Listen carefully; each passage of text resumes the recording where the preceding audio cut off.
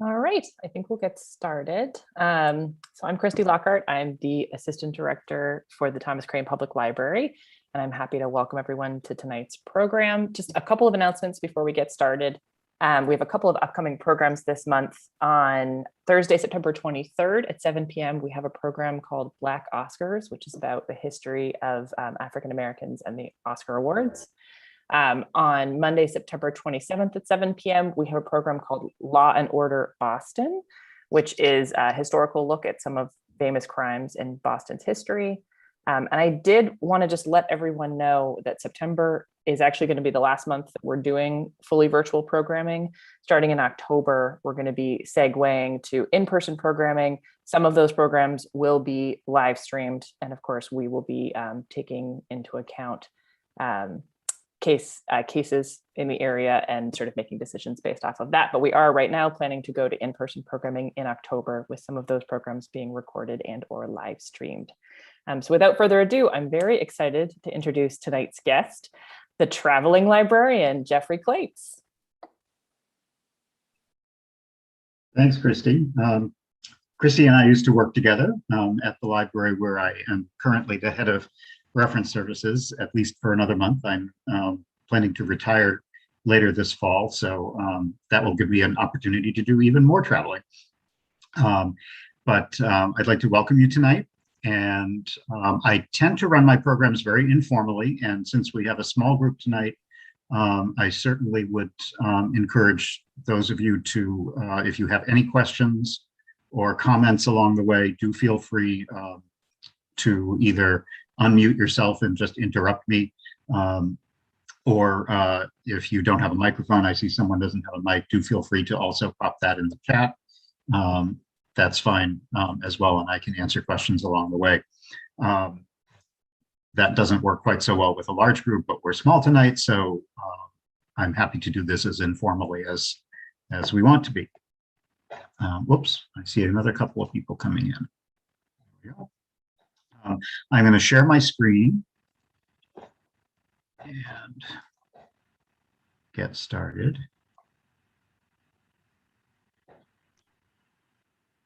Okay.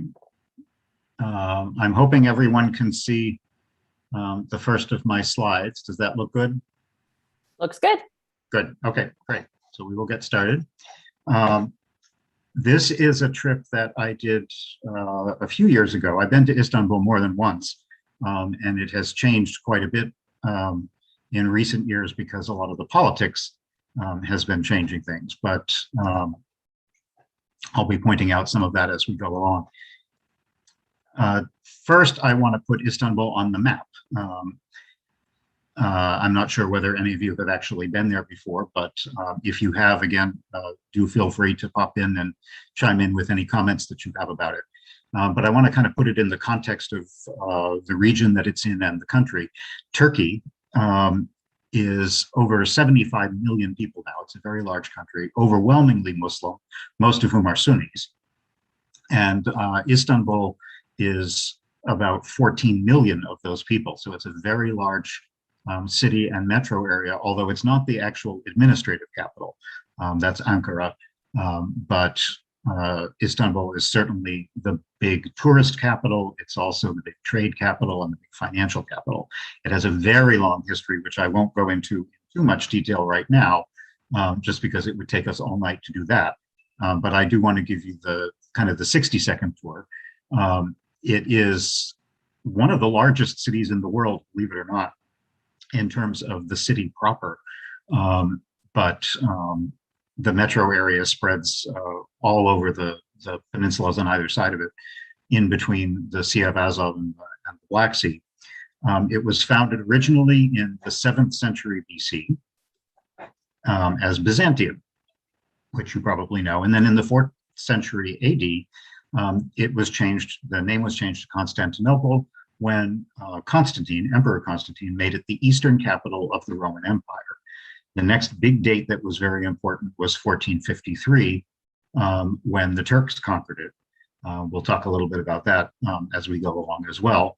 And then it remained in Turkish hands until the fall of the Ottoman Empire brought independence in 1922 after Turkey, which at that point was, or the Ottoman Empire, which was kind of at that point known as the old man of Europe, disintegrated after World War I.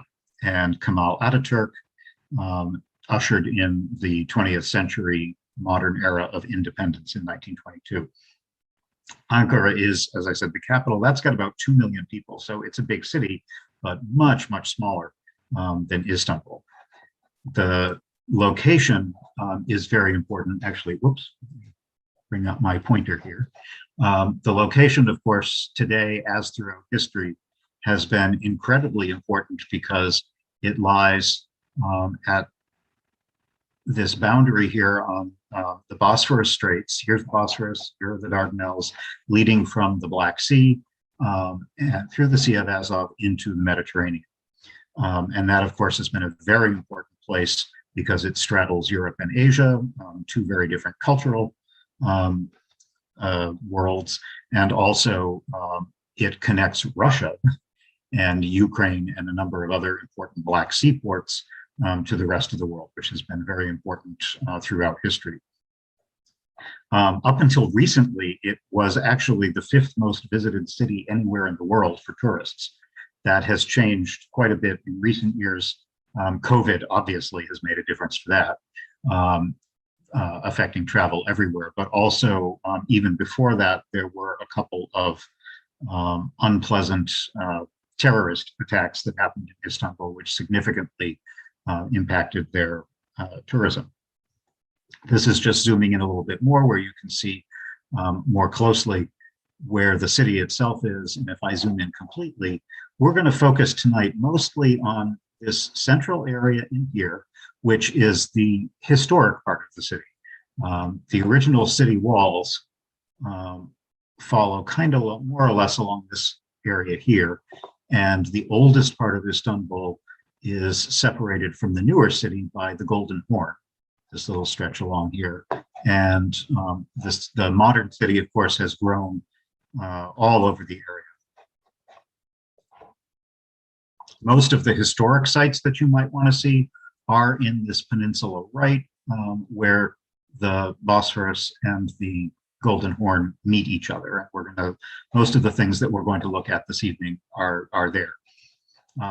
The last time I was there, we stayed in a nice little hotel, which was very conveniently located to a lot of these cities. You can, the downtown sites, you can see it's, this is not a big modern American city. It is full of nooks and crannies. It's full of narrow little lanes. There's a lot of pedestrian areas. And it's a great city for walking. I'll just tease you a little bit with some beautiful sights at night. It's a remarkably safe city also, if you're curious. That often comes up. It's probably the most Western of the Eastern cities, and it's the most Eastern of the Western cities. So it's been that way for years. But it's also an incredibly tourist-dependent city. So you will find that the people who live and work there speak multiple languages. English is widely spoken because it's sort of the lingua franca of all of the different tourists that tend to go there. So no matter which shop you go to, whether it's a candy shop like this, or a bakery, or a museum, you're going to find English widely spoken. And the tourist infrastructure is extensive the same way you would find in any other major European city. We stayed in, here I am, I'm being silly in this picture, but we stayed in this nice little hotel that was very comfortable, not very expensive, and had the most over-the-top front lobby I've seen with furniture like this. But it was in a really nice neighborhood where this is literally, if you come right out the front door of our hotel, you turn around the corner and you can see Hagia Sophia just a couple of blocks away, which is probably one of the most important sites in the entire city. On the right is a little fountain. There are old fountains throughout the city. It's architecturally beautiful, which is very enjoyable for me because I was an architecture history student in my undergraduate days. So I tend to focus on a lot of that when I travel. The built environment is very important to me. And we'll start with Hagia Sophia because that is probably the single most important thing to see there. If you were in Istanbul for only a couple of hours, this is the one thing you should see. It was built by the Byzantine Emperor Justinian in the year 537 AD, and it served as a Greek Orthodox church until 1453, which was that fateful year when the Ottoman Empire, when the Ottomans came in and conquered the city under Mehmet the Conqueror, who amazingly was only 21 years old when he did that. And from then until the 20th century, in the early 1930s, it remained a mosque. And that's why you can see the minarets at the corners. And it was turned in the 1930s into a secular museum with the evidence of both its Christian and its Muslim past. But in a very controversial move in the past year or so, the current president of Turkey, Recep Erdogan, made a very controversial decision to reconvert it into a mosque, which upset the international community. It actually even upset a lot of people within Turkey who saw this monument as a sign of a symbol of modern Turkey's opening up to the rest of the world. And Erdogan has caused a lot of problems because of his increasingly authoritarian and conservative turning government, which has caused problems both with other countries and also with many of his own Turkish citizens. But so that does not mean that you cannot visit it. It is still probably the single, as I said, the single most popular site to visit. So whether you're Muslim or not, you can enter the building and view it as you always have. But it is now officially a mosque rather than a secular monument, cultural monument. It's architecturally just the most incredibly stunning building. And part of that is because you can see these many layers of history from back when it was a Byzantine church and through all the different periods of decoration, which include marble, fake marble. Ironically, I found this kind of amusing that all of these people were far more interested in taking the photograph of the cat than in actually looking at the incredible architecture around them, which is just stunning. It is probably the single most important Byzantine building anywhere in the world. Many of the original Christian designs on the interior were covered over when it was converted to a mosque, although some of them have been uncovered since then. And of course, minarets were added, as I mentioned, on the exterior. But even so, it's just an unbelievable space to be in. It's hard not to be emotionally moved by this building, which has survived for so long and through so many different political periods. On the exterior, you'll see a lot of domes and half domes, which kind of hold the building up. And on the interior, you'll see a lot of iconography that is both Muslim and also Christian. Much of what you're seeing is actually mosaics, some of which is gold. Some of what you're seeing is painted, not actual marble, but faux marble. And of course, there are all kinds of Arabic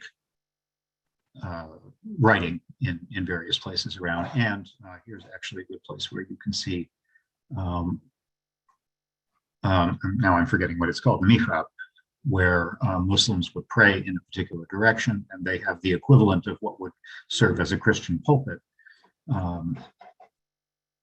where the imam would speak to his congregation. But there's huge amounts of detail, all these incredible details that include ceramics, carved marble. You can see it's still, for many years, it's been under renovations because you can imagine how difficult it is to keep safe a building that is in, after all, a major earthquake zone, to try to protect it as much as possible. Here are some more, what you're looking at here is actually more fake marble. This is not actual real marble, but walls that have been painted to look like marble.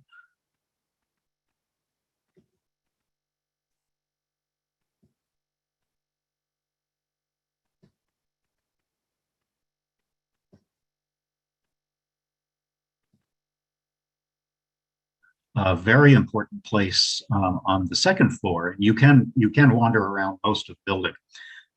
This is called the Vahisis Mosaic, which is very early from the 13th century, and it commemorates the return to the Orthodox faith because in addition to being a mosque and a Byzantine Orthodox church, there was a very brief period, only 10 or 20 years, when it was actually used as a Roman Catholic church. And when it was returned to the Orthodox faith in 1261, this mosaic was added that shows the Virgin Mary and John the Baptist with Christ in the center. Unfortunately, despite how much of it is no longer there, it's still in actual superb condition. It's important to emphasize that this is not painting; these are mosaics, and they're really in the parts that still exist are in superb condition. If you look out from the second floor, you can see over the domed complex over to the Blue Mosque, which we're going to visit shortly, another of the major monuments in the city. But you can see here just how big this place is. It is really quite huge.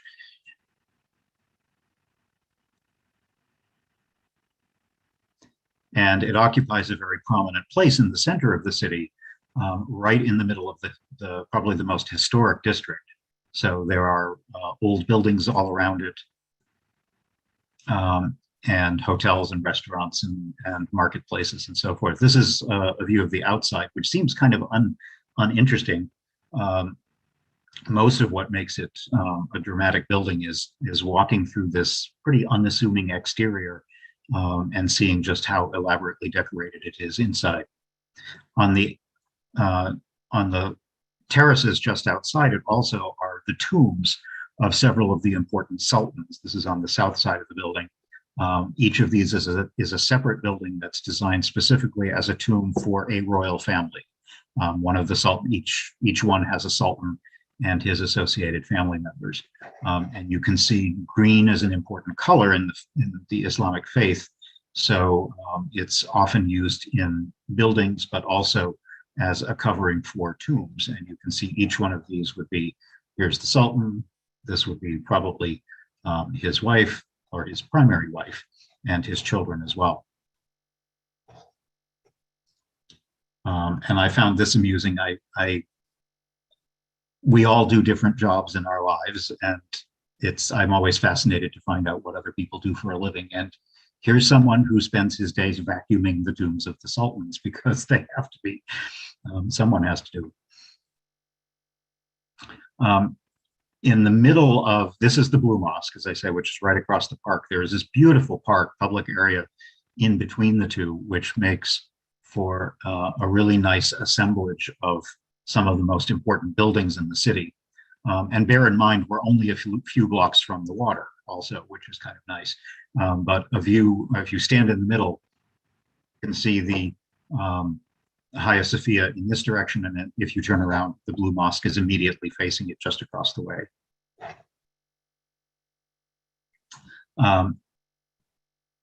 I think it's worth pointing out just how cosmopolitan Istanbul is also. As I said, it's a very Western city in many ways, despite the changes that are happening in Turkey overall. It's been a very busy tourist city for decades, and you'll find an incredible mix of street life there, which includes everything from the people you're seeing in this photograph are actually a single family.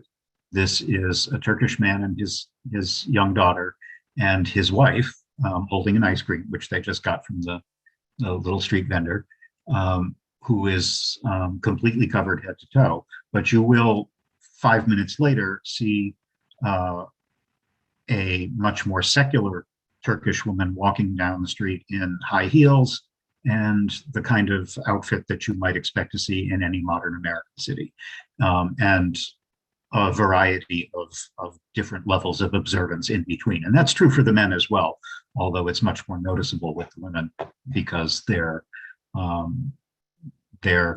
degree of observancy is much more obvious because of what they wear. But you will see a huge variety of observance and tolerance for different levels of observance in the city. Looking across the Golden Horn, we're going to visit that tower and the area across, which is a more modern 19th, 20th century part of the city. It is, as I said, an incredibly touristy place, so you will find plenty of Turkish tourist junk.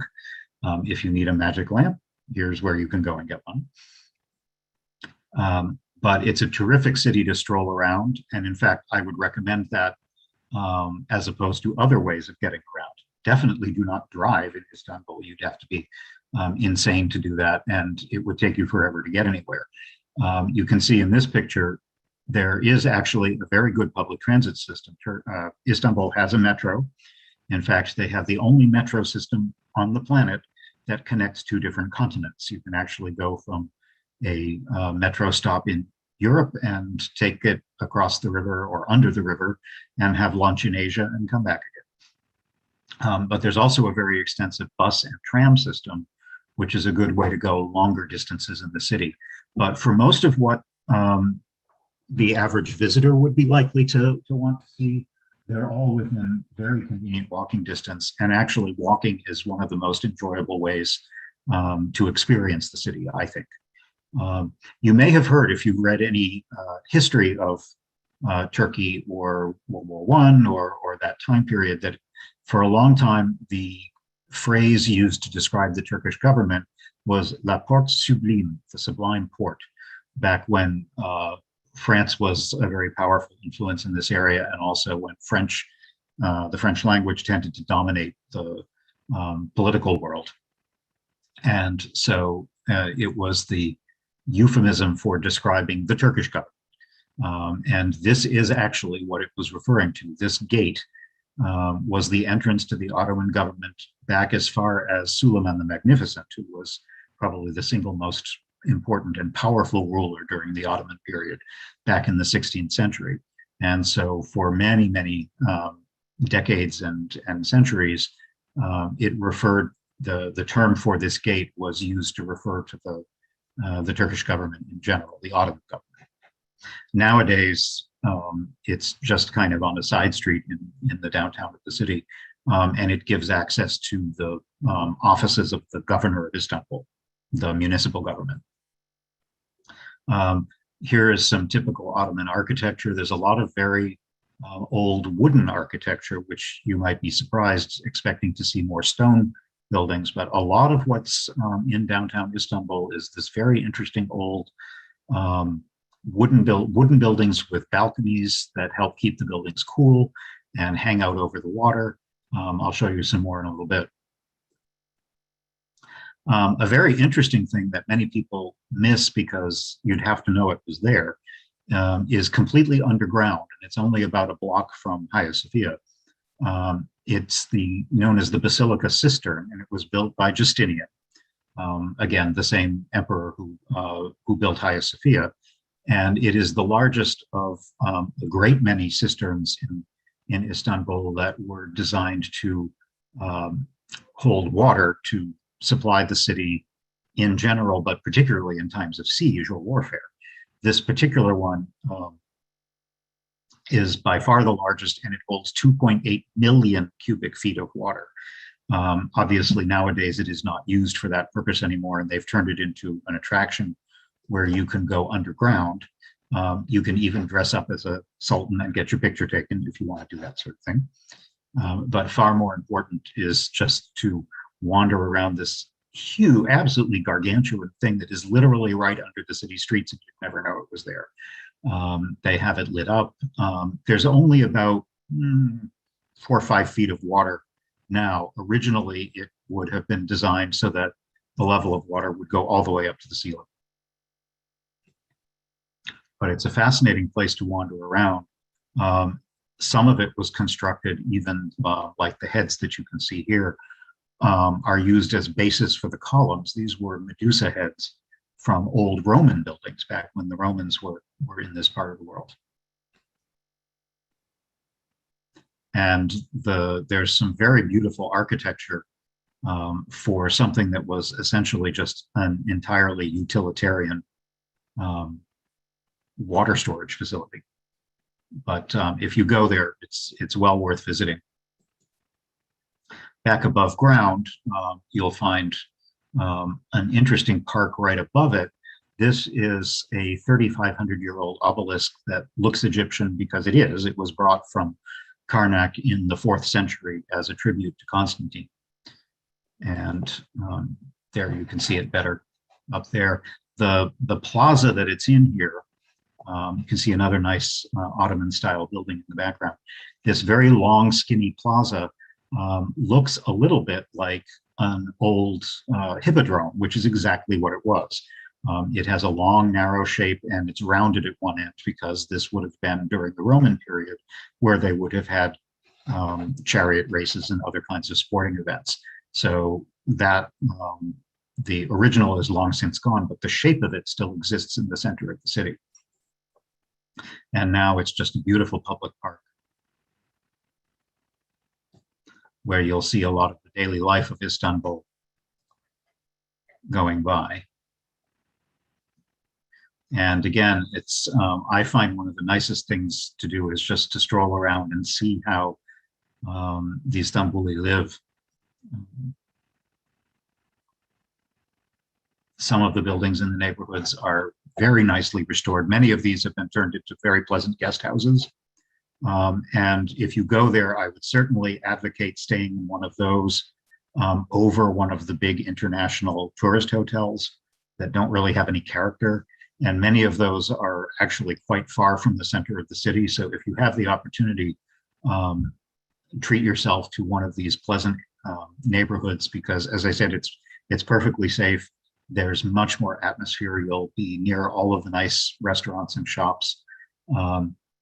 And you may very well end up with a room full of antiques. And you'll be only a few minutes away from strolling down to see the Bosphorus with all the shipping going by. This is looking across the river to the more modern side of the city. You can see the shipping port on the other side. I thought this was a very interesting art installation, which is why I took this sort of artsy photograph. And then I discovered it was just a bunch of guys shooting rifles at it for target practice. But I thought it was pretty anyway. And you'll find people fishing along here as well. But I want to take you next to the other big monument that people visit, the Blue Mosque, which is officially known as the Sultan Ahmet Mosque for its builder. And like many of the other biggest architectural monuments in the city, it was built in the 1600s. It has 6 minarets, which was considered very improper at the time because that's what Mecca had, Mecca being the most important location in the Islamic world. And so for the Sultan to build an elaborate mosque that had one more minaret than in Mecca was considered the height of arrogance. So what he did instead of tearing down one of his offending minarets is he built a 7th minaret in Mecca so that he could get around the fuss.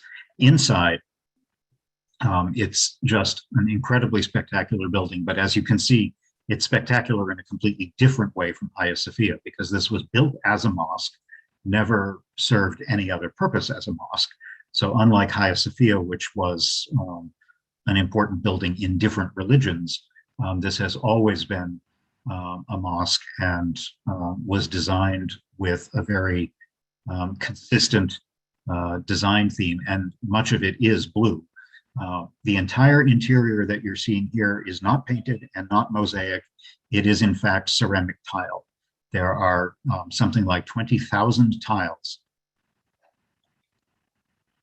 in this gigantic building, which was designed by a protege of the great architect from that time period, Sinan. We're going to see a little bit more of him later.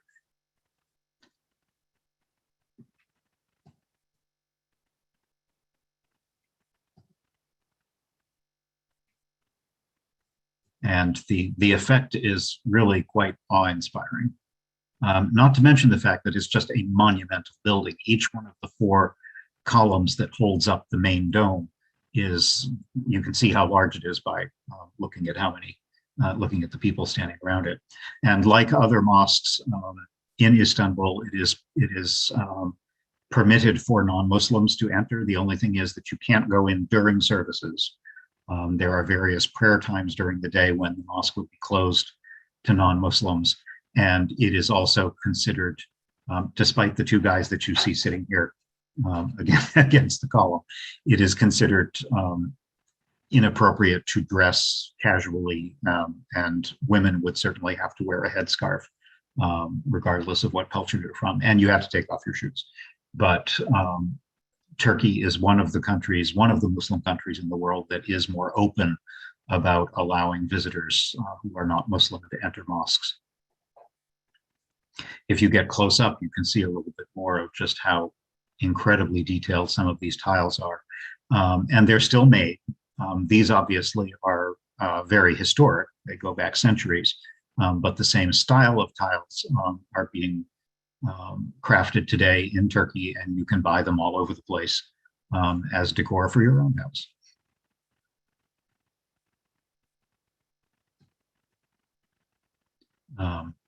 Oh, I only took this photo because it made me think it was kind of a bad Italian accent. Please do not leave here your plastic bags.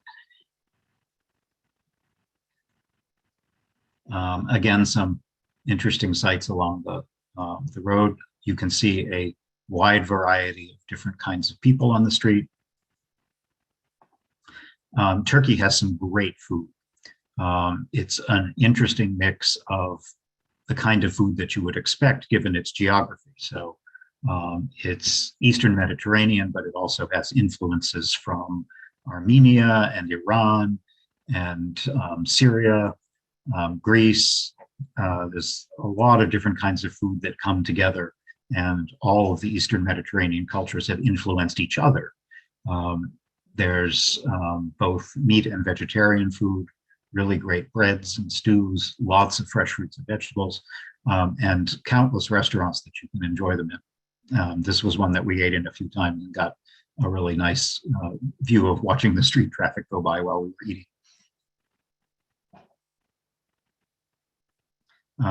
This is just one of the lesser mosques, not one of the ones that people tend to visit, but one of many throughout the city. And this was, we stopped in here just because it was on the way to the Grand Bazaar, which we're going to visit shortly. This is a view from the terrace of our hotel where we were eating breakfast. The third major attraction, if you're only in the city for a short period, is the Topkapi Palace, which was for about 400 years, from roughly the 15th to the 19th century, was the Sultan's palace, and also the seat of government. It has now been turned into an incredible complex of museums that do an excellent job explaining about the history of the government, the history of the Sultanate, and they have spectacular collections of art and decorative arts. It's designed kind of in a, you work your way through several different courtyards. This is the entrance to the second of the courtyards. It's called the Gate of Salutation. And just to give you a rough idea, that's the image I just showed you is about here. But you would enter through the main gate, work your way through progressively more private and intimate courtyards, where eventually, when you get to the center, only the Sultan and his close family members and the people who serve them would be allowed to visit. This area over here is the Harem, and of course then there's all kinds of kitchens and public rooms and staterooms around, but most of the government activities would have occurred closer to the main entrance. And in fact, here you can see this is the Tower of the Devon, which is where the Imperial Council of the Sultan was held. You could easily spend at least a minimum of half a day there, and probably more, depending on how much the different aspects of it interest you. There are several museums as part of the complex.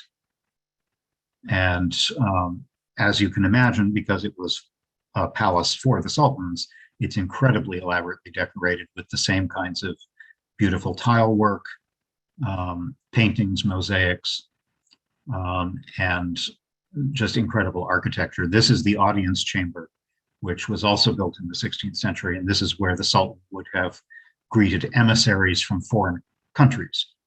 Usually they would have come presenting gifts and making entreaties and so forth.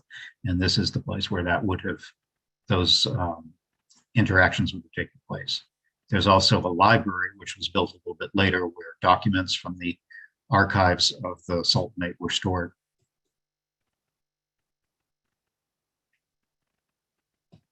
And you can freely walk around most of the complex and visit the different museums.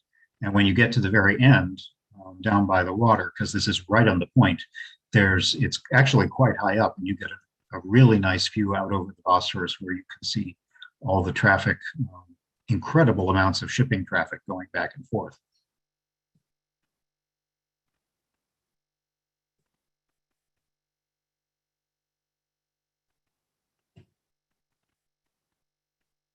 At the very end, oh, actually, before I go on, you can see there's a bridge up in the back of this, which is a more recent bridge. And this is the only bridge, at least at this point, they're considering another one. It's the only bridge right now that crosses the Bosphorus between Europe and Asia, a few kilometers north of the downtown. There are some later buildings that were built in the 18th and 19th centuries, like this one, that were used for other aspects of the Sultan's family. This was actually, is it this one? No, this building. This was the Sultan's ice cream pavilion, where when it was extremely hot, the family would go and sit under these cool overhangs and enjoy the breezes off the water and eat sweets. There's even this incredible bath area, which is now, if it's filled with anything, is filled with water. But at the time, back in the 16th, 17th century, this was sometimes filled with milk, which the women of the harem were encouraged to bathe in for the, oops, sorry about that, which were, they were encouraged to bathe in that because it was considered to be good for your skin. What it wasn't good for was, it just isn't a very good idea to put thousands of gallons of dairy products out in the hot sun in the middle of Turkey. But they don't do that anymore, needless to say. But being the Sultan, he picked the best property, best real estate in the whole city. So you can look in pretty much every direction from the palace and see every other part of the city, north, south, and east. You can also get nice views of a number of the other mosques that are across the way. If you go, even if you don't go to a lot of the other museums, the one thing that you absolutely have to do is visit the Harem, which is a separate ticket to get into that part of it. And it's probably the most interesting, I think, of all the parts of the palace. With the possible exception, I think, of the kitchens. The palace kitchens, which you can see here, each one of those little smokestacky looking things is a separate kitchen that was used to cook a particular kind of food.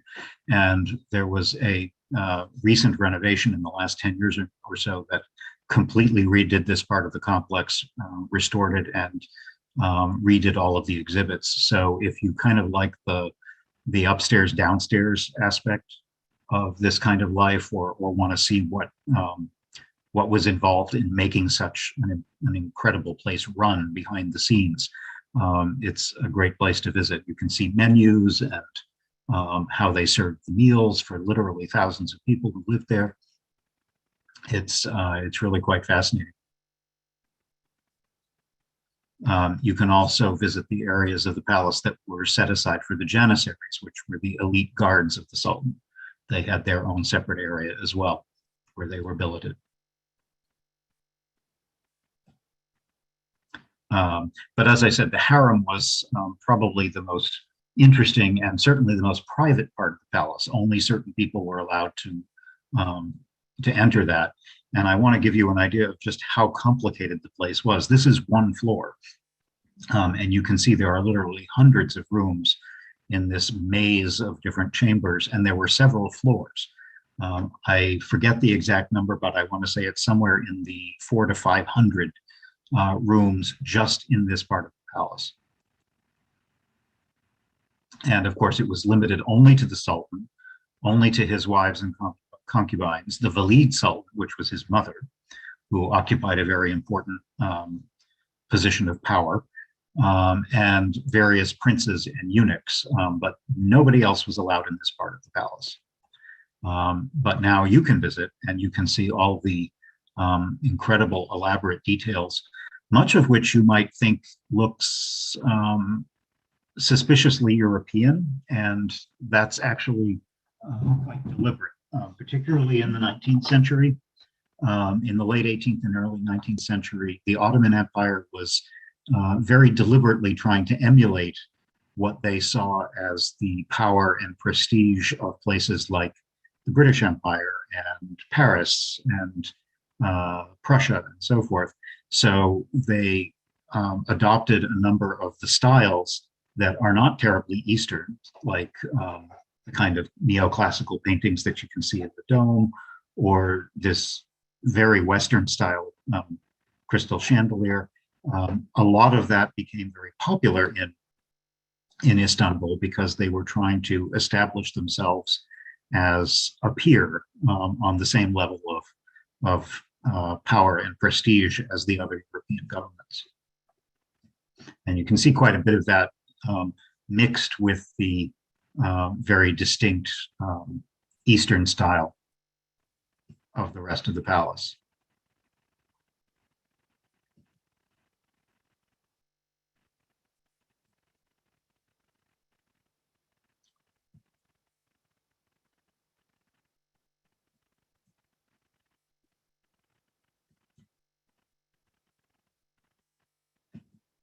This kind of demure little room has a much more unpleasant association to it. It's known as the Circumcision Chamber, which was a religious tradition for young princes at the time, and even today.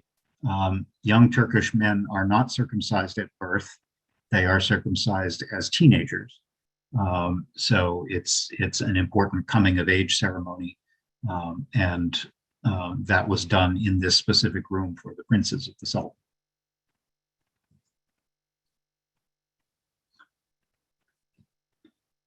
And you can see all the way across. This is another the other big mosque that we're going to visit in just a little bit down the river. But on the completely opposite side of the social scale, this is the entrance to another one of the most popular parts of Istanbul to visit, which is the Grand Bazaar. You can see the gate just in the back. It's incredibly crowded, and it's a whole lot of fun. That's the mosque just outside the entrance to it. When you get in the bazaar, which is quite old, its construction started in the 15th century. And of all the big covered markets in cities around the world, it's one of the oldest and certainly one of the largest. In 2014, which I think was the latest date I could find numbers for, over 90 million people visited this market. Inside there are over 3,000 little shops and stalls and more than 60 of these little streets.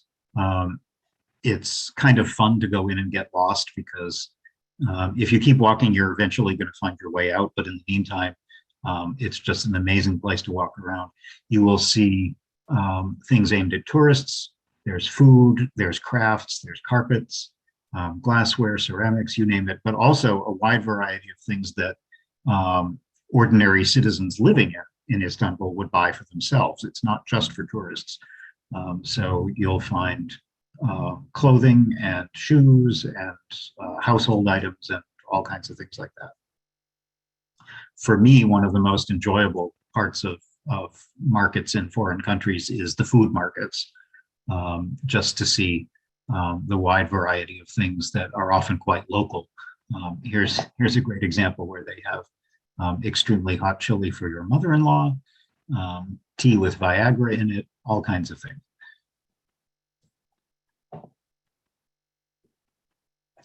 And just walking around the streets and seeing the mix of wealth and poverty mixed together, I found just incredibly fun.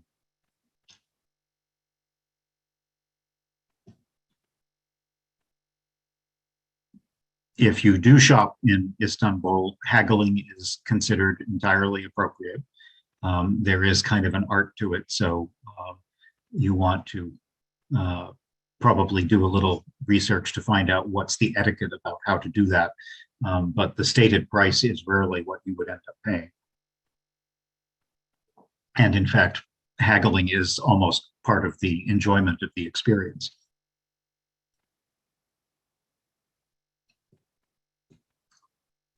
Just on the outside of the market, this was a local kebab shop, which was incredibly popular. The line went all the way around the block. Street life is very busy in a city like this. You'll find people, very often men, which you might not be surprised to hear, who are sitting, playing cards, playing backgammon, which is very popular, drinking tea or coffee, smoking their hookahs, and discussing the politics of the day.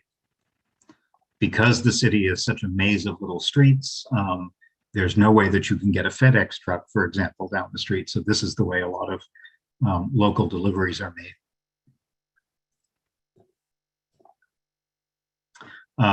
The third of the really big mosques in the city is the Suleimani Mosque, a little further down, just beyond the stretch where the market is. And this was an imperial mosque that was built also in the 16th century for Suleiman the Magnificent, who I mentioned was probably the most powerful of several centuries of sultans. And physically, in terms of area, it is the largest mosque in the city even today. And it was built by Sinan the architect, who was a very important architect during that time period in the 16th century. And he built a whole lot of stuff for Suleiman, both here and elsewhere in the empire. And here you can see it from the outside. It's built quite high on a bluff overlooking the Golden Horn across to the other side of the city. And it has a beautiful courtyard. And again, a very beautiful interior. Unlike the ones that we've seen so far that had mosaics and tile work, this one, on the other hand, is almost completely painted. Everything that you see there is painting.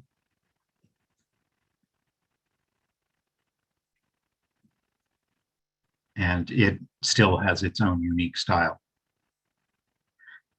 On the outside of almost every mosque, you will find places like this where observant Muslims will wash their feet before entering the building. You, as a visitor, you would not be expected to do this. You would simply be expected to take off your shoes. But observant Muslims do this as an important religious act. And in addition to the mosque itself, like Hagia Sophia, there are a number of important royal tombs here, including the one for Suleiman himself, who you can see in this building, and his wife Roxolana is buried next to him. If you're interested in any kind of history, there are a couple of really fascinating books about Roxolana and Suleiman, which are well worth reading if you want to get some background into the daily life and the politics and the intrigue of the royal court back in the 16th century. And also just outside where the tombs are these unusual headstones, which are typical of all of the headstones that you'll see in cemeteries throughout Istanbul. They have obviously a completely different shape and style and iconography from what you would see in a Christian cemetery. Many of them even have turbans on the top, which often indicate a higher social standing of the person who died.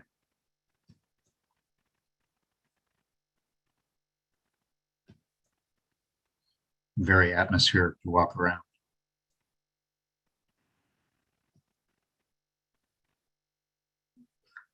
And much more peaceful than the rest of the street, which looks like this, or this, or this.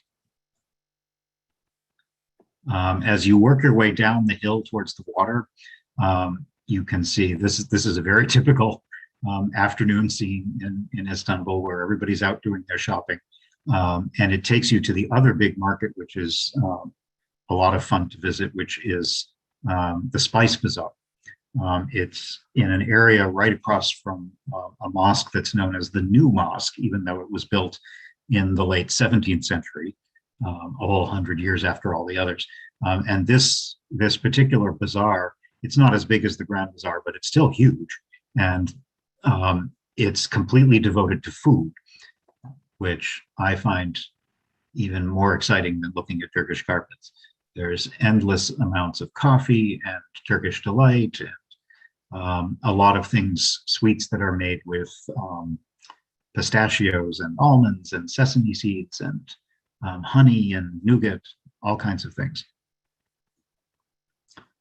You'll find, of course, spices. In fact, they have 85 shops selling different kinds of spices, often displayed in these very beautiful arrangements. You can also buy perfumes, dried flowers for sachets, dried fruits and vegetables. You could spend all afternoon just wandering around here. Every kind of olive you could possibly want. And again, this looks out onto a big plaza that's right at the Golden Horn, where this other mosque is, this new mosque, which I like because it's not as enclosed by the rest of the city as some of the other mosques.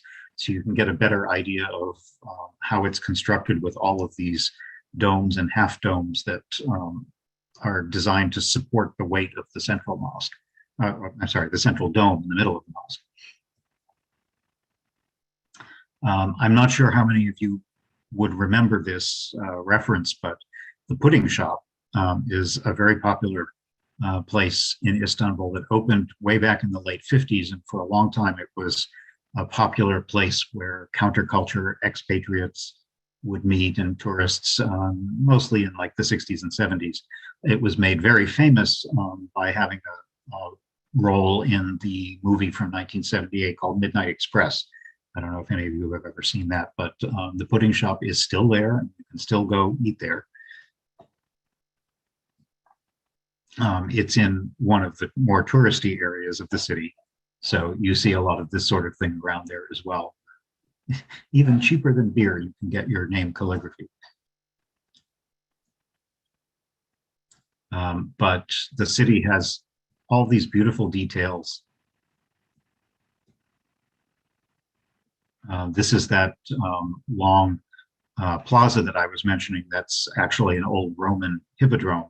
The little sort of German looking, and it is in fact German. It was donated by a wealthy German to the city, is unfortunately the location where probably the worst terrorist attack in Istanbul in recent years took place. I'm forgetting what year that was. I want to say 2015, maybe, somewhere around there. And a bomb was set off very close to this monument, and several people were killed, including foreign tourists, which did a real job on the tourist market for Istanbul for the next couple of years.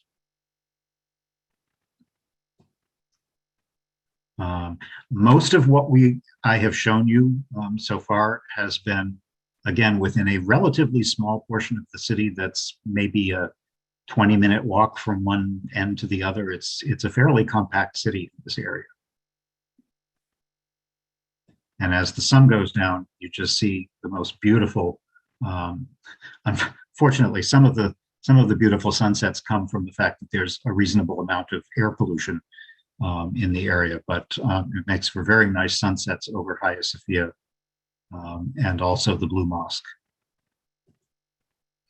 And you can, it's fun to treat yourself to a nice dinner way at the top, where you can watch the sun go down, and they will light up. You'll hear the muezzins calling from the minarets, and they light up all of the major downtown monuments. It's really spectacular. Even the Topkapi Palace gets lit up.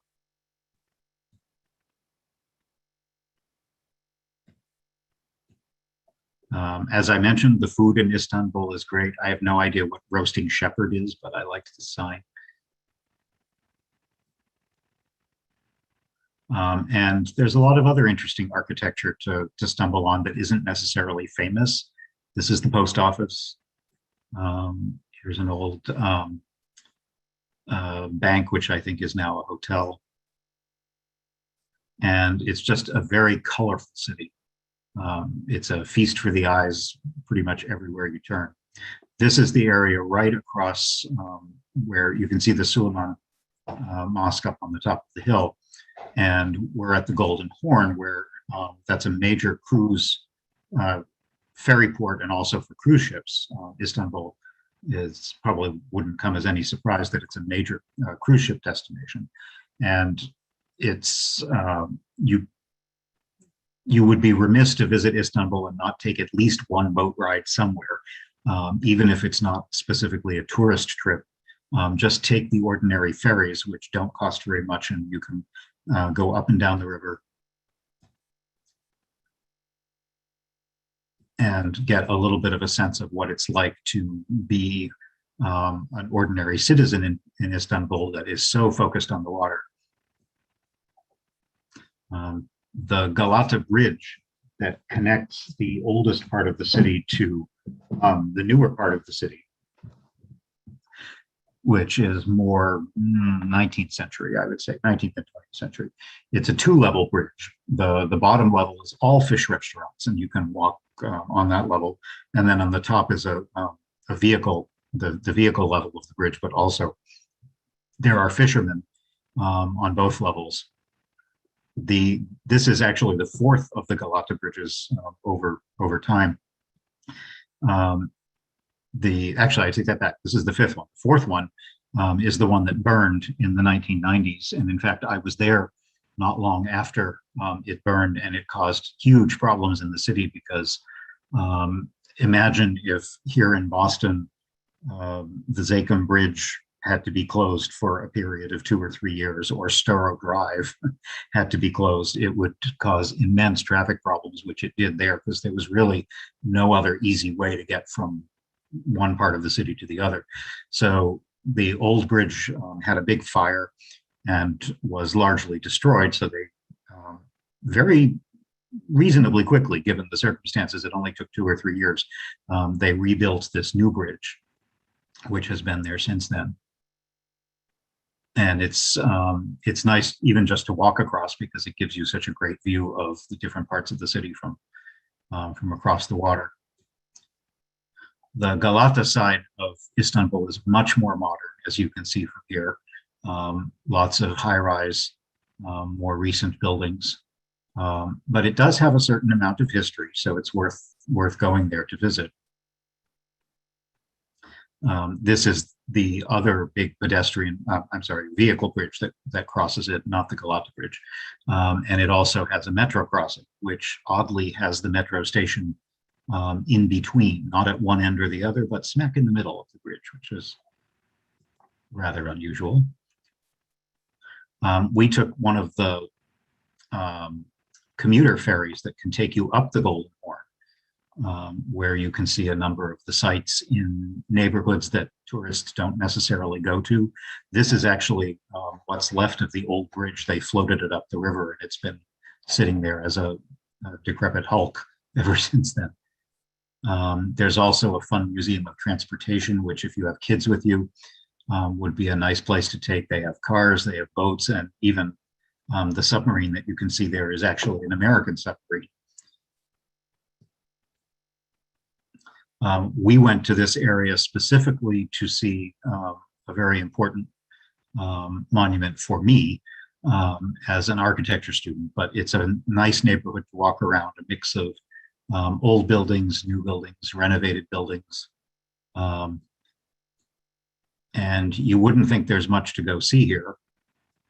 Very few tourists bother to go to this part of town. But the reason I went there was to see an incredibly important old church, which is built right against the city walls. These are the medieval walls that you can see what's left of them in this part of the town. But this building, which this is not my photograph, because unfortunately, while I was there, it was completely covered with scaffolding for renovation, but I wanted you to see what the building looks like. This is called the Jorah Church, what it would look like if it didn't have scaffolding all over it. And it's another one of the most important Byzantine monuments if you are interested in that kind of art and time period. The original church reflects the fact that it was built outside the original walls of the old city. And Jorah is an old Greek word meaning village. And that was the idea. This was a church that was built outside the boundary of the central city. So it's very old. We're talking 5th century. That's 1,500 years old, this building is. Parts of it are that old. Much of what you see is actually later from like the 11th century, but we're still talking about a very, very old building. And it has some of the world's best Byzantine mosaics and also frescoes, which you can see here. It's a small building. This is nowhere near as massive as any of the mosques or Hagia Sophia like we've seen so far. It's a much more intimate building. And the main body of the church is completely covered with superb mosaics with gold and precious stones in really incredible condition. On the right-hand side of this photograph, what you're seeing are some of the frescoes, which is painting as opposed to mosaics. But they really are in unbelievable condition given their age. And there is hardly a square inch in the building that does not have some incredibly detailed artwork on it. Like Hagia Sophia, last year this was another of the cultural monuments that was taken by the Erdogan government and reconverted into a mosque for religious services, even though this is clearly a Christian church. And that, of course, like with Hagia Sophia, which is a better known monument, caused great consternation in the art world and with UNESCO and a variety of other places around the world. So we'll see what happens. But again, like with Hagia Sophia, regardless of the official status of the building, it is still a place that you can go visit. It doesn't prevent people from seeing it. Unbelievable detail. And to think that these mosaics are close to 1,000 years old. So if you are at all interested in this kind of art, or just very beautiful art in general, it's kind of on the outskirts of the city and it's not one of the top attractions that many people tend to visit, but I would highly recommend going there because it's mind-bogglingly beautiful.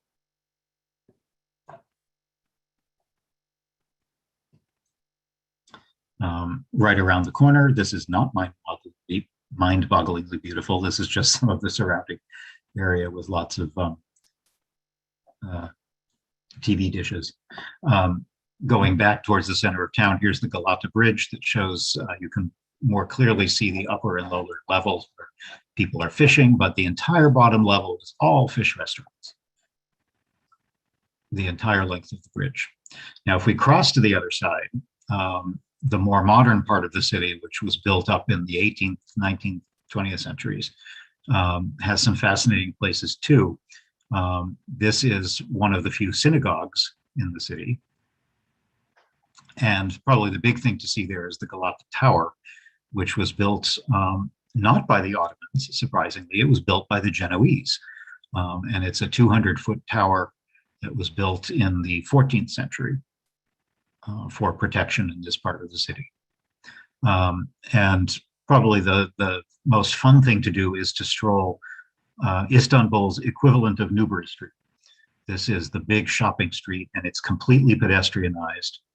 It's called Independence Street, Istiklal, and it's probably a mile long at least, all the way to Taksim Square, which is the big modern square where political demonstrations might happen, so forth. But it's just one store after another. There are a lot of interesting little alcoves, restaurants. There's an old, the original antique trolley that runs up and down the street. There's also quite a few of these old style gallerias that have small shops and stained glass. They're just all these beautiful nooks and crannies to stroll along. And no, unlike the rest of many parts of Istanbul, there's no traffic. When you get to the end, you come out into Taksim Square, which is rather new and not terribly attractive. It's surrounded by big, ugly new buildings. But it's important because it's the political heart of the modern city. This is the Monument of the Republic from 1928 that celebrates Turkey as a secular 20th century nation rising from the ashes of the Ottoman Empire. So if you are ever watching the news and you hear about a big demonstration that takes place in Istanbul, for any reason, it's very likely that this is where it's happening. But it's not one of the more attractive parts of the city, but it is kind of interesting to see modern Istanbul from that perspective. And there are some nice areas around it that have parks. Here's one of the not terribly attractive modern hotels. So if you're only in Istanbul for a short time, I don't know if I put this high on your list, but it's worth it to get a feel for Istanbul, not as a historic city, but one that is very much alive today with its own politics to deal with. Another interesting site that's worth stopping in or staying in if you can afford it is the Para Palace Hotel, which is a very famous hotel in the city from the late 19th century. It was for a long time the terminus of the Orient Express. So a lot of people who took the Orient Express during that time stayed here when they got to Istanbul, people like Agatha Christie and Winston Churchill and Greta Garbo and all that kind of crowd. And it's a gorgeous grand hotel like you would see in many other European cities. It was built in 1895 and was important in Istanbul at the time because it was the very first building anywhere in the city to have electricity and hot running water. It even had an electric elevator, which you can see on the right. And the decoration inside is again an interesting mix of the exotic East, but also traditional Western European luxury. So if you don't stay there, because it is very much an expensive luxury hotel, it's still perfectly possible to go in and have tea or eat in the restaurant, or just wander around the public rooms to get a feel for the glamour of the old times. This is the little tea shop. I can also recommend a book if you would like to know a little bit more about it. There is a book that was published a few years ago called Midnight at the Para Palace, which is by an author named Charles King. And I really enjoyed it because it's more of a social history. There's not quite as much about the politics and the wars and so forth. It's more about the daily life and the interesting intrigue and social history of Istanbul developing from the end of the Ottoman Empire coming into the 20th century. Another thing that I would very much recommend that you do if you have an opportunity is to go to a dervish ceremony, and you will find a lot of tacky dervish stuff that you can see at restaurants and so forth, along with belly dancing and other very touristy things. But dervishes are actually a very serious religious religious practitioners, and there are a few places left where you can see them. This is the oldest of the 6 that remain in the city. This was built in 1491, and is a beautiful old, another typical wooden building with a cemetery around it. And you often have to book these ahead of time if you want to take part and observe one of the ceremonies. It's what they call a lodge. And the Whirling Dervishes are part of the Sufi branch of the Muslim religion, which for a very long time in Turkey was officially banned, but was allowed to continue as what they called a cultural exhibition. So as long as they treated it as just dancing for the tourists, it was allowed to continue. The ban has been lifted, so in recent years, Sufis are going back to doing dervish displays as the original traditional religious ceremony that it was. And it's really, it's an incredibly powerful thing to see. It involves prayer and music and dance, which is what most people associate with it. And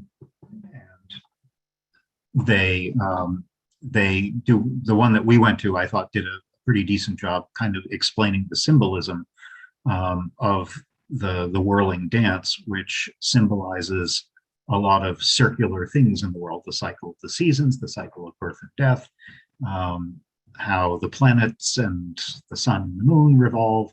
So everything is circular in their worldview. And the dance is a symbolic representation of that.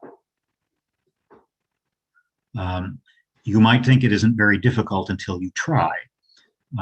They will literally twirl, like you see here, for 5 to 10 minutes at a time. And after this presentation is over, give it a shot in the privacy of your own home and see if you can do it for more than 15 seconds without falling over and hitting your head. It's something that they train for years to do. They actually explain the different levels. It's almost like a monastery where novices come in and are trained slowly before they're allowed to participate at the higher levels. So if you are ever there, don't do one of the dervish, the ones that you see at a Turkish restaurant in the tourist district. Make a point to reserve ahead of time to actually go to a genuine Sufi dervish lodge, and you'll find it's a very moving religious experience to understand something that's a spirituality that is so different from any of the ones in our own culture. Here's the Topkapi Palace across the Golden Horn. Just some beautiful views of the city. I'd also, like I said, encourage you to kind of wander around, because you'll see all kinds of interesting things in the nooks and crannies of the city. I loved this candy-striped mosque that's not a terribly well-known one. It's just pretty. Here's the main train station in the town. And explore the other neighborhoods of the city. If you go up north along the Bosphorus, you'll find the area where all the cruise ships dock, and you can get nice views back. And also take a trip across the river.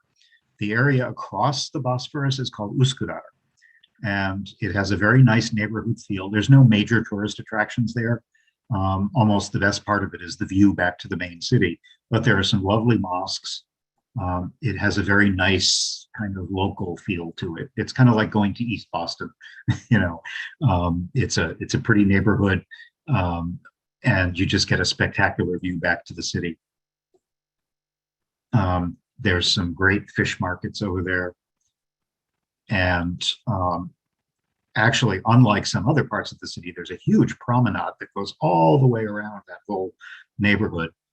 So you can walk a good mile or two up and down the Bosphorus and get great views the whole way and see the daily life of what families are doing of an afternoon, so forth. You also get a closer up view of an interesting site that's closer to this side, called the Maidens Tower, sometimes called Leander's Tower, which was built in 1110. And there, or at least there has been something on this little rock since that time period. What you see now is a more recent reconstruction from the 1700s. And there's a legend about this tower that says that the emperor had his daughter imprisoned there to avoid, because he had heard a prophecy that she was going to be killed by a snake on her 18th birthday. So to protect her, he imprisoned her temporarily on this little island. But she died anyway, because on her birthday, he brought her a basket of fruit. And unbeknownst to him, there was a deadly snake in the basket of fruit, and it bit her and she died. So this is all, of course, completely apocryphal, but it makes a great story. And the other famous legend that is associated with it is Hero and Leander, who died swimming the Hellespont, or what is now called the Dardanelles, to be with his beloved. And nowadays, despite all of these elaborate and impressive ancient legends, really what it's used for is a place where you can get a really expensive lunch, or if you want, you can pay even more money and get married there. It's a wedding venue for wealthy Turks, but it is a nice photo. And you also get a beautiful view back over to this palace, the Dolma Bocce Palace, which has about 300 rooms. And if you remember, I mentioned a little bit earlier that there was a time period where the Ottomans were very deliberately trying to emulate Western Europe. And this was probably the high point of that. This palace was specifically designed to rival Versailles in a very distinctly European style. I don't think it was as successful as they would like to think it is, but it is interesting to see. It's a 1/4 mile long. It is full of baccarat crystal chandeliers. In fact, the grand staircase, the entire staircase is made of baccarat crystal. That's how hard they were trying to be like the French. And in fact, it has the one superlative that it does have is the Great Hall, which you can kind of see. Take you back there. This big thing here in the middle is one great big single room. And when they had events in that room, they actually had to start as much as a week ahead of time heating it, because it was such a big room that it took that long to heat. So it's kind of an interesting place to visit if you like over-the-top palaces. And even if you don't visit it, you can stroll along the outside, and it makes a nice area to walk around the city. The other ththing it's famous for is that Ataturk, Kemal Ataturk, who is so famous for bringing Turkey into the 20th century, died in the palace in 1938. And you can see the room where he died. The palace has its own mosque and its own quite Baroque clock tower as well.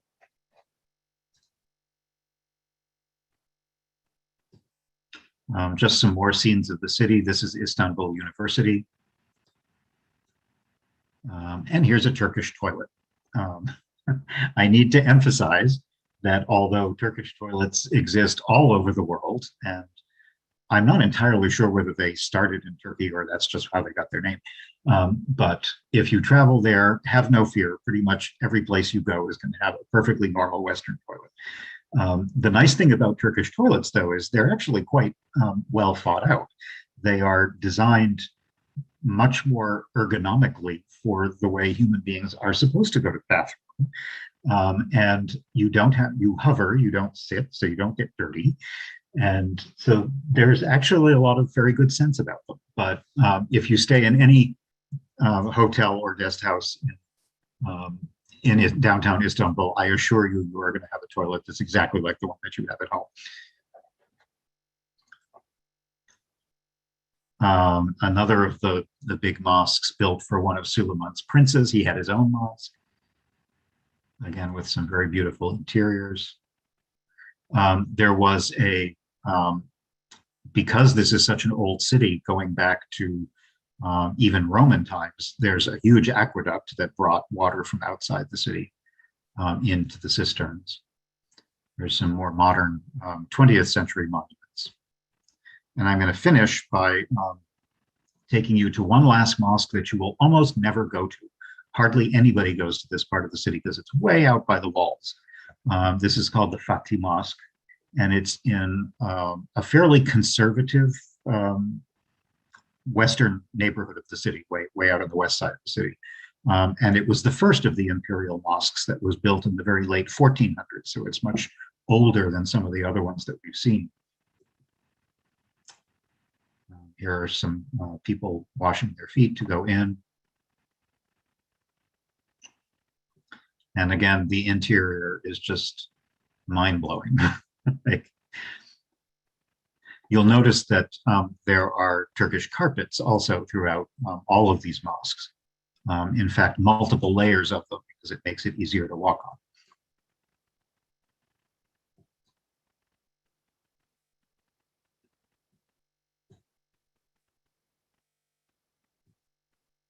And a cemetery like every other.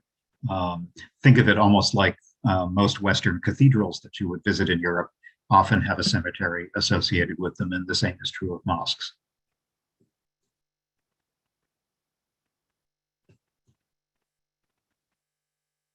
And it's a nice neighborhood because, again, you'll probably be the only tourists walking around, and you'll just get a chance to see the locals drinking tea, some beautiful fancy buildings, local buildings, not fancy buildings.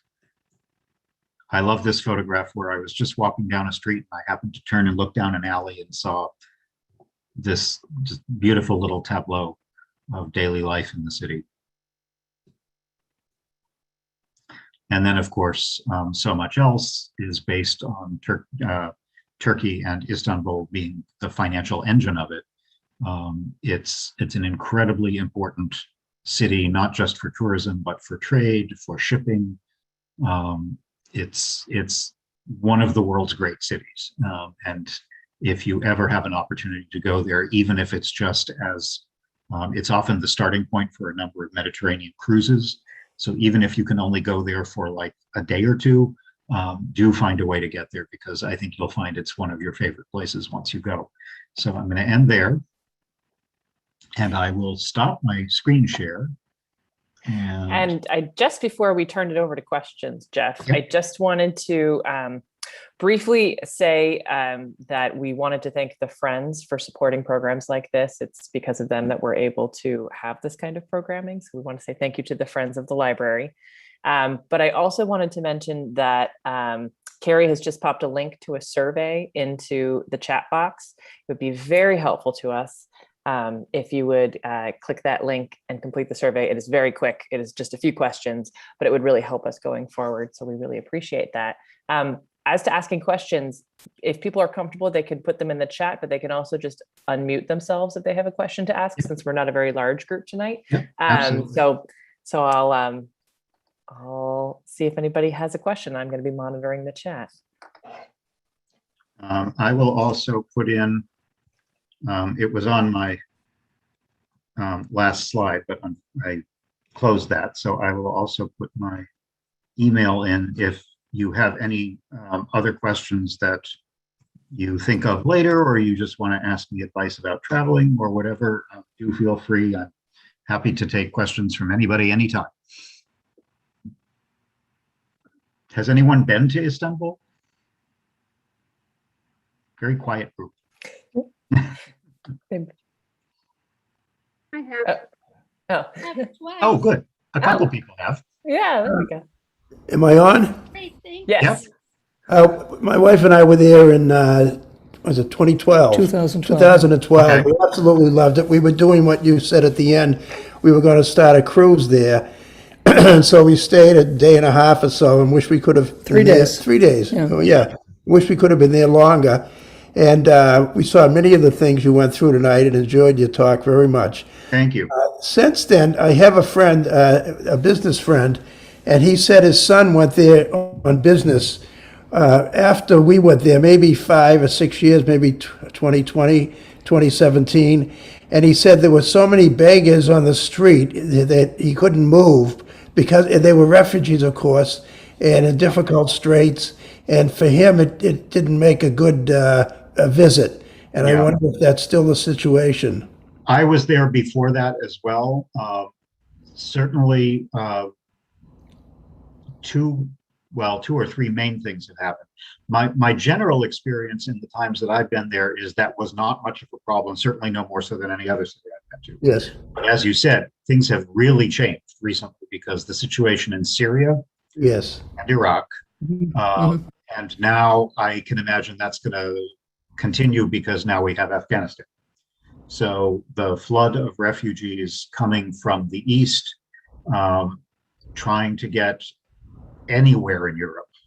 Many of them are heading as quick as they can to Germany and places like that. But Turkey is really on the front lines of that, as is Greece and Bulgaria and Yes. Romania. All of those countries, just by virtue of geography, are having a very difficult time. And the situation with Turkey is awkward because at least the other countries are either members of the European Union or in the process of becoming members of the European Union, whereas Turkey is still on the other side of the border politically. So there's a lot of conflict in terms of how well those different political entities cooperate with each other in dealing with a crisis like this. And Erdogan has certainly not helped. Right. He is not doing Turkey any favors Yes. in terms of making it easier to deal with on the international stage. Right. So, like I said, when I was there last, which was maybe 5-6 years ago, I forget, but we did not notice any of that. But a lot of that has definitely happened since, definitely since 2015. It's gotten worse, and I would not be surprised if it's much more noticeable as you're walking around the city. I see. But it wouldn't prevent you from returning if you could, would it?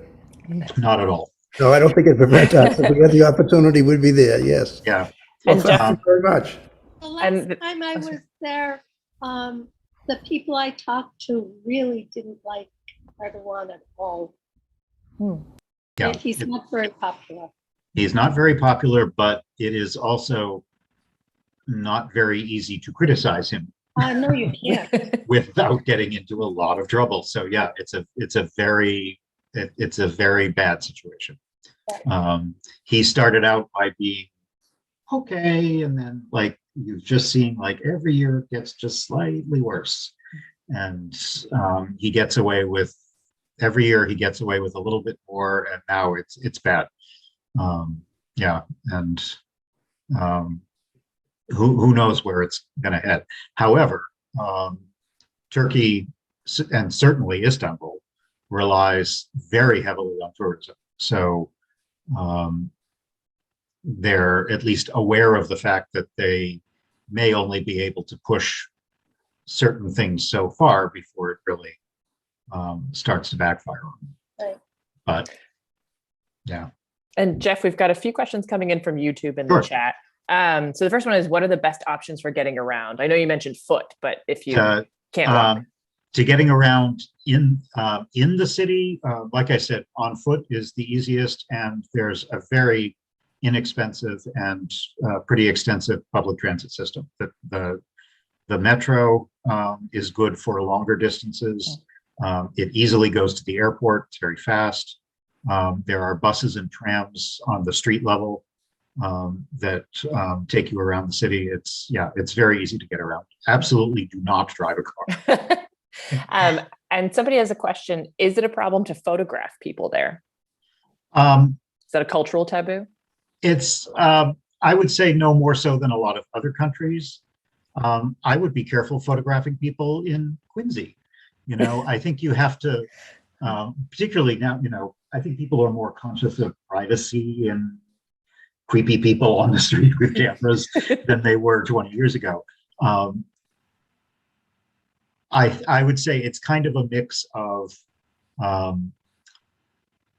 because it's a huge city, with literally millions of people on the street, it's not hard to take a photograph of people on the street without looking like you're, if you were really wanting to take a picture of a specific individual, I think it's polite to ask. And I think that would be true in France or here. I don't think it's necessarily any worse there. Mm-hmm. If I were in a small village in Turkey, yeah, it'd be different. But Istanbul is a big city. A lot of small villages, and I traveled in Istanbul, and I didn't have any problem at all taking photos of people. And I do photography, so I was taking a lot of photos. It wasn't a problem. Yeah, I wouldn't think of it as a problem. I ask. I do ask. It's always just polite, particularly if you're taking like one person. A lot of women in the hijab or something prefer not. Yeah. Or you can do what I do, is have a telephoto and surreptitiously take a picture of something else. That you get good at that kind of thing. And Jeff, this is a very specific question, but somebody wants to know, are the Grand Bazaar and the Spice Market in the same spot? No, but they are not far apart. They're probably, I don't know, a 10, 15-minute walk from each other. They're in the same general part of the city, but they're not right next to each other. Yeah. And then the last one in the chat is it easy to purchase things there and send them back to the USA? Oh, God, yes. It's hard not to. Especially rugs. Yes, they will. This Istanbul is all about buying stuff. They are very happy to sell you anything, and they will ship it anywhere. Yeah, not a problem. In fact, the thing that amazed me the most when I was there the first time, actually, this is back like way in the 90s. I was there with a friend, and we were talking I think it was a rug shop. And the owner of the rug shop had left for lunch or to run an errand or something. And he had left the shop in the charge of his like 12, 13-year-old son. And that kid could speak English, French, Turkish, German, Italian, Greek, Spanish. Like, it was incredible how many, like, it was just amazing. I mean, obviously not fluently, but enough to be able to sell somebody something. Yep. They are so well equipped to be able to interact with, and that's not new. Istanbul has been that way for 2,000 years. So yeah, it's, and most people are very friendly. And if you don't take all that stuff seriously, it's easy to get annoyed by having people constantly want you to buy stuff. If you just enjoy it, and it's actually kind of fun. And then any idea how the conversion of Hagia Sophia to a mosque will change tourism there? From what my understanding is, and this is only from reading articles about when it happened last year, there are no plans to prohibit tourists from going there. They'd be crazy to do that. It's like the biggest thing to see in the city. However, it would make it more like the other mosques, where unlike being able to walk in and treat it as a museum, instead it would be treated like the other mosques, where there would be certain times of day during prayer times when it would be closed. There would be, you would be expected to follow the same kinds of rules that apply to other mosques. Take off your shoes. Women would be expected to wear a headscarf, which they will give you if you don't have one. I think on the political side, it's extremely upsetting to cultural entities around the world. And as I said, a lot of Turks who saw it as a symbol of Turkey being more open to the non-Islamic world. So it was very much seen as something that the current government was doing to play to his conservative base. But I have not seen any indication that either that or the Jorah Church that I showed you are in any way off limits to people who want to go visit them. Yeah. And yes, I love Turkish Delight and I love Ahmet.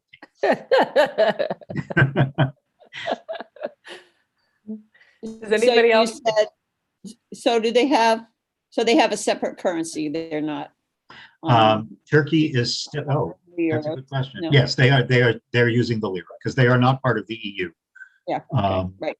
Yeah, because a lot of those countries, I did a Danube cruise a couple years ago. Yeah, And they're in the European Union, but they're not in the euro. but they're not using the euro. Exactly. Yeah. Not using euro. So every place you went, you're there for a day and you had to go to a different currency if you weren't using credit cards. Turkey has, for like the past 20 years, there have been little discussions about whether it would be a good idea to start accession talks to the EU. And that, With the current guy, nah. yeah, like 20 years ago, that sounded like, well, let's think about it and see where it goes. And then now I think the chances are pretty close to zero. Nobody's happy about it. I don't think it's going to happen now. Anything else? Any other questions?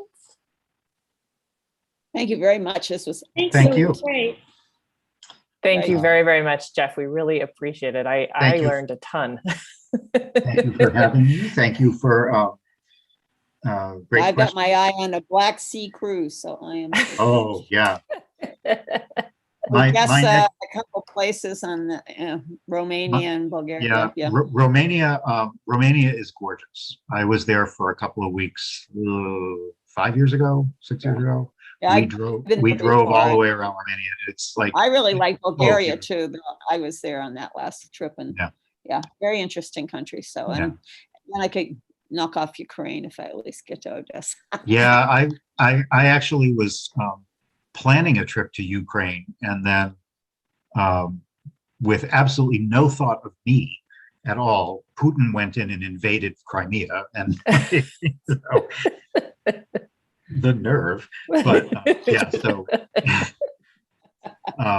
but another place in that area that I would love to go, hopefully in the next, I don't know, maybe 2 or 3 years, I really want to go to Georgia, which is on the far eastern side of the Black Sea. And Yeah, I've been to Sochi, and the airport to Sochi is practically in Georgia. in Georgia, but so that's a big trip that I've been planning for a while. So I hope to get there sometime in the next couple of years, maybe. Well, let's hope we can all hit the trail soon. Yeah. Yeah. Okay. Well, thank you, everyone. Like I said, if you think of any other questions, feel free to email me directly or talk to Christy or Carrie, and they can send things along to me. And maybe at some point I'll see you again for another program. Thank you, everybody. Thanks. Good night, everyone. Thank you, Brain Library.